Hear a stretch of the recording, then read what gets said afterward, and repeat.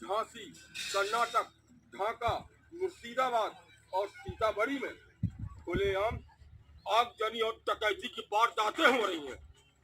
चिंता किस बात की? आप सब चिंता ना करें। हमने आज तक हार का मुंह नहीं देखा। हमारा हौसला बुलंद है। हमने बड़ौदा में अंग्रेजी सेना का सफाया कर डाला। महारानी लक्ष्मीबाई के शहीद होने से संग्राम समाप्त नहीं हुआ है। हम हैं, आप हैं, पूरा हिंदुस्तान है इन अंग्रेजों को लोहे के चने चबाने के लिए। इस युद्ध में अब किसानों, सामंत और प्रत्येक प्राणी को राष्ट्र रक्षा हेतु युद्ध का निमंत्रण भेजिए। हालांकि कुंवर सिंह हमारे साथ है, उनकी उम्र पर मत जाइए।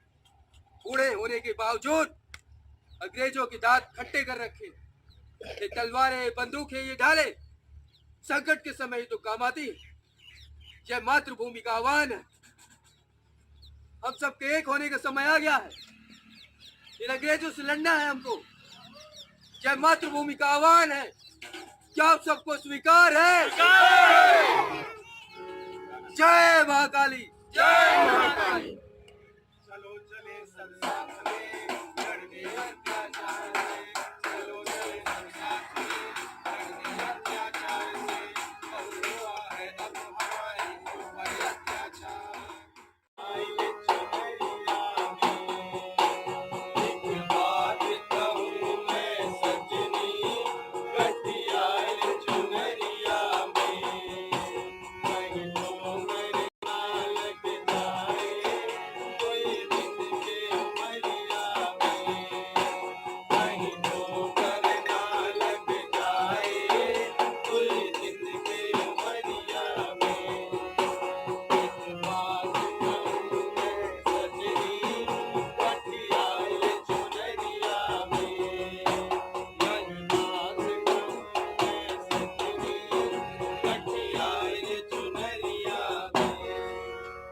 अरे वाह! आप लोग वन क्षेत्र में क्या कर रहे हैं? जी हमें सूचना मिली है कि ठाकुर रणमत सिंह इसी क्षेत्र में आए हुए हैं। यदि उनके दर्शन हो जाते तो हमारा जीवन धन्य हो जाता। क्या आपने कभी ठाकुर रणमत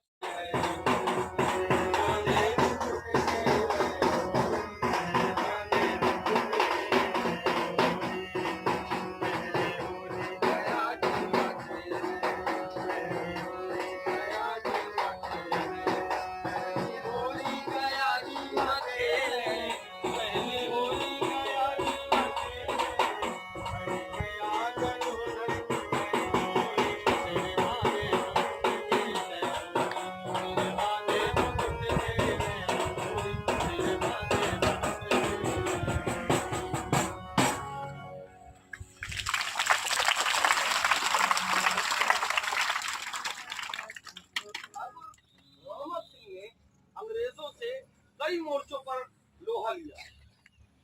बढ़ौरा, डभौरा, जुझार घाट, अमिला नाला, शहडोल, उन्होंने कुल कितने युद्ध लड़े उसकी पूरी जानकारी तो किसी को भी नहीं है। लेकिन उन्होंने जहां भी युद्ध लड़ा वहां अंग्रेजों को खदेड़ दिया, मार भगाया। लेकिन हम दुश्मन से तो लड़ रहे थे, दूसरी तरफ हम अपने बीच में मौजूद गद्दारों से नहीं लड़ पाए। उन गद्दारों के कारण ही ठाकुर रणमत सिंह को अंग्रेजों ने कैद कर लिया। नहीं, हम किसी की प्रतीक्षा नहीं करेंगे। आप सब किसी की प्रतीक्षा नहीं करेंगे। बल, विद्या, धन, मान, पद, पौधा, इज्जत, शोहरत, जान, माल, छोटी बड़ी जागीर, सब पर इस पिता ने सल्तनत कब्जा कर रखा है। हम इन्हें आजाद करा कर रहेंगे। ठाकुर रणमत सिंह रक्षा हेतु संघर्ष करने वाले युवाओं की हमारी परंपरा रही। धरती के करवट लेने का समय आ गया है। सूरज चांद अगड़ाई नहीं, बादलों को भी अपनी दिशा बदलनी होगी। हम सबको एक साथ मिलकर संघर्ष करना होगा ताकि इस दास्तापूर्ण जीवन से मुक्त हो जाए और स्वतंत्र जीवन का निर्वाह करे। जय हो महाकाली। ठाकुर रणमत सिंह, तुम हमारी गिरफ्त में हो। सिर्फ मुझे गिरफ्तार करने से कुछ नहीं हो सकता। अंग्रेज आजादी के पौधों का बीजारोपण बघेलखंड की जनता के जन मन में है। लेकिन बाबा, हम ऐसे महान क्रांतिकारियों को कैसे भूल सकते हैं? भूले नहीं है, भूल सकते नहीं हैं, काहे कि 100 स्वर्ग उतर आएंगे, सूरज सोना बरसाएंगे, 100 स्वर्ग उतर आएंगे, सूरज सोना बरसाएंगे, के लिए पहन कर जीवन की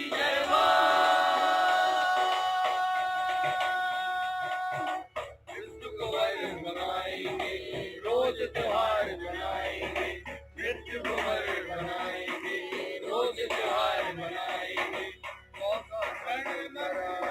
सूरज सोना बरसाएंगे, 100 स्वर्ग उतर आएंगे, सूरज सोना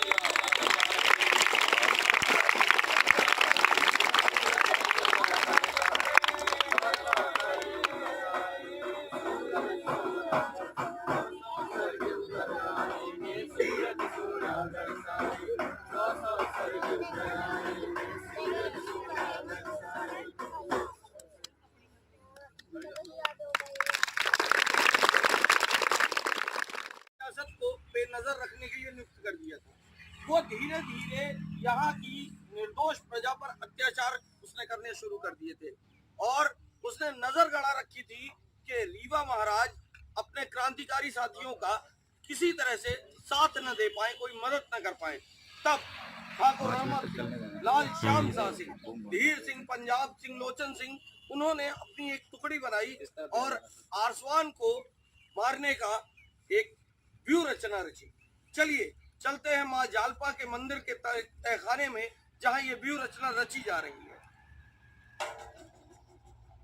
लाल पंजाब सिंह और लाल लोचन सिंह, आप लोग आगे की तरफ से गिरे, धीर सिंह और बाकी की पीछे की तरफ से हमला करें। मैं और शाम शाह अंदर जाएंगे ताकि किसी को कोई शक न हो।